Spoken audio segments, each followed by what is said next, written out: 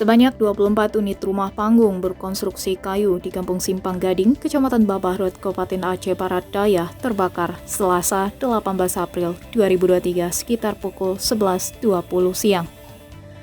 Selain rumah, 3 unit sepeda motor juga ikut hangus dilalap api. Kalak BPBK Abdiya Armayadi melalui Kabid Pencegahan Kesiapsiagaan dan Penanggulangan Kebakaran Nanda Hikmah Fajri mengatakan pihaknya mendapat laporan dari masyarakat bahwa telah terjadi kebakaran rumah di Kampung Simpang Gading. Menerima laporan tersebut, pihaknya langsung menuju ke lokasi kejadian dengan mengerahkan 2 unit damkar. Api berhasil dipadamkan dan dilakukan pendinginan sekitar pukul 13.30 siang. Tidak ada korban jiwa dalam musibah tersebut, namun sebanyak 22 kepala keluarga dengan total 70 jiwa terpaksa harus mengungsi.